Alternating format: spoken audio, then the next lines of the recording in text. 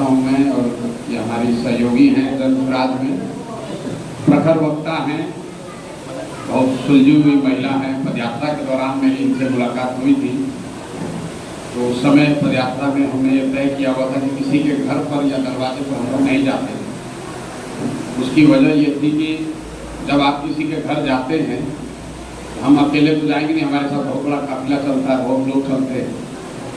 तो किसी बड़े आदमी के यहाँ ही जाके आप खाना खा सकते हैं, चाय पी सकते हैं।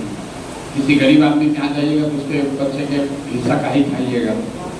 इसलिए पदयात्रा के दौरान हम लोग किसी के घर नहीं जाते थे। इसलिए इस बार जब हम लोग बिहार बदलाव यात्रा में निकले हैं तो ये तय किया है कि जो साथी बहुत पहले से साथ में लगे हुए हैं और धनसुराज की इस विचार, इस प्रयास, इस परिकल्पना को घर घर पहुँचाने में हमारे सहभागी हैं या कई महीनों में हमसे ज़्यादा मेहनत कर रहे हैं, उनके दरवाजे पर, उनके घर पर, उनके गांव पर एक बार जरूर जाएं, उनके परिवारजनों से मिलें।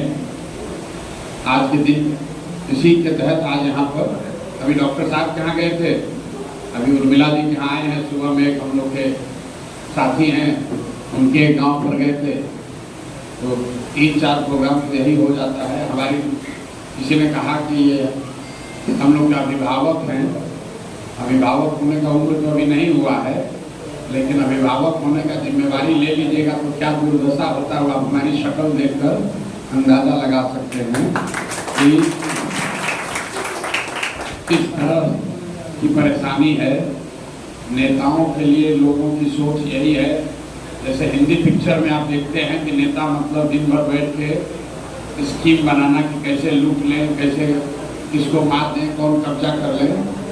लोगों की नेताओं की एक छवि बनी हुई है, उसको बदलने के लिए अगर आप प्रयास कर रहे हैं तो ऐसा नहीं है। जो नेता है उसको बड़ा कष्ट है, सुबह से शाम तक शरीर का मतलब जैसे कहते हैं भोजपुरी में देखना कहा जाला ऊंचाई, तो शरीर आदमी पूछ देता है।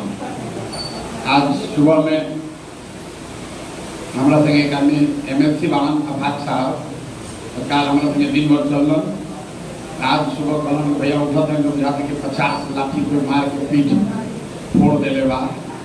हम लोग डेली यही काम करते हैं। अभी 12-1 बजे सोए तक करेंगे, फिर सुबह उठेंगे, फिर यही करेंगे। पिछले 2-3 साल से कर रहे हैं। कई लोगों के मन में ये रहता है कि भैया इतना प्रयास हो रहा है, इसमें सफलता मिलेगी कि नहीं। मेरा आपको सुझाव है, आपसे निवेदन भी है कि इस प्रयास के बारे में आपको चर्चा करनी चाहिए।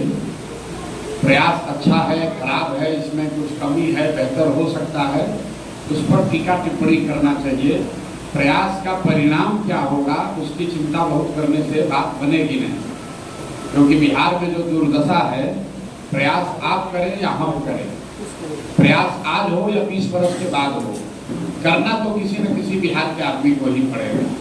इसलिए चर्चा प्रयास की होनी चाहिए, उसके ईमानदारी और शुद्धता की होनी चाहिए, उसमें कमी है उस पर होना चाहिए। ज़्यादातर लोग ये कहते हैं कि बात तो बढ़िया कह रहे हैं, होना तो चाहिए, लेकिन चुनाव जीत पाएंगे कि नहीं, वो बेकार की बात है। क्योंकि राजनीति सिर्फ चुनाव नहीं है, चुनाव राजनीति का एक महत्वपूर्ण हिस्सा है, लेकिन चुनाव ही राजनीति नहीं है। आज़ादी से पहले जिसको भी आप इस देश में बड़ा नेता जानते हैं, उन नेताओं ने कभी MLA MP का चुनाव नहीं लड़ा।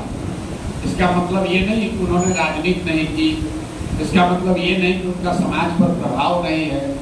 तो राजनीति, समाज में लोगों की आवाज़ बनना भी राजनीति है।